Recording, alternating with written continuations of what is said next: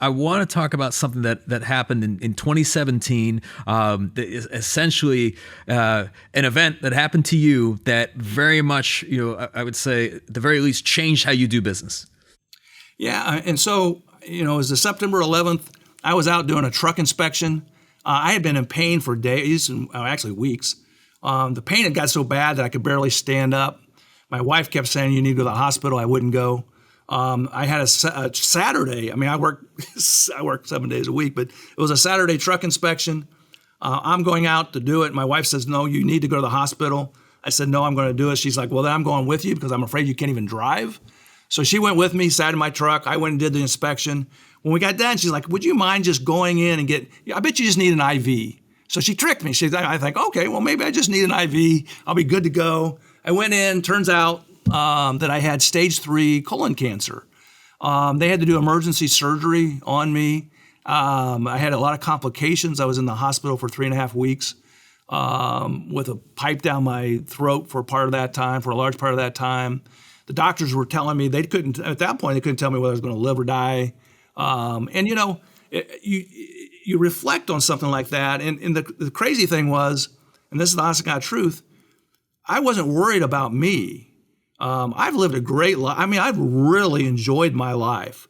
I've enjoyed every aspect of it. I'm happily married. I'm married to the lady that I met when she was 15. We've been married all these years. I got 3 wonderful kids. But where I was at, I would certainly miss my kids, and I would feel badly for how that would affect them. But we weren't where I needed to be. And it kind of like, I guess there's different ways to look at it. I looked at it and said, I'm going to step things up. I'm going to make my firm grow. I'm going to make sure my firm survives without me, because my fear was my firm would not survive without me. It would break up. It would go out of business. And you're like, my gosh, you work so hard to get to a certain point in your life, and then all of a sudden you lose all of that. It just disappears. And so, I stopped, and I honestly was running meetings out of the hospital. So I had a room next to my room. I would go out with IVs, and my CFOs would come and meet. I started turning the page while I was in the hospital, saying, here's the plans I'm going to make to grow this business and move forward. And before I ever even got out there, before I even knew whether I was going to survive or not survive.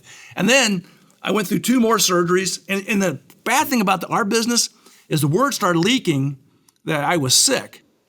And so defense lawyers were saying, well, Dave won't show up. Dave's dying. I remember going into a huge mediation, and I went in. I could barely talk because of the thing had been down my throat. I was really weak. I sat with my client and the defense lawyer, and we had mediated. This is a second mediation, and the defense lawyer came out and asked the mediator, said, "I want to see David." And then the mediator's like, "Why would you want to see David?" Said, "I just want to see him." And so I walked out, and he goes, "You're not looking so good." And I said, but if you know me well enough to know that my ideal way of dying is in a courtroom after the jury goes back and takes the verdict. And I go, so I'm going to show up, and I will be there, and I will, unless I don't make it. And then I actually they settled with this, thank goodness. But I had a trial, and I went into a trial case. I could barely walk, I could barely talk. Tried another one where I got like a $1.7 million verdict on a case that was a really small case, and that they offered it $30,000 on. But you do those things because you love it. But that did change the way I looked at life. I looked at it and said, okay, you don't know what tomorrow brings, and I accelerated. It wasn't long after that that I was at a conference down in Miami where I decided to hook up with Crisp and start doing business with Crisp. But we looked at it and said, we need to grow our business so that this business survives. And we've now started selling shares out to my younger attorneys so that they will be invested and grow. I started immediately sending all my lawyers out to the best trial schools. And so, yeah, we've accelerated our growth. And it was really a blessing. It's a blessing in a couple of ways. One is that, again, I look at it and say, I now know how my clients feel. The clients that are sitting in the hospital not sure whether they're going to live or die. I know what they're going through. I can relate better to them. I can probably communicate that better to a jury, having lived it. So I'm very grateful that I got to have that experience. In addition, it helped me look differently at our business.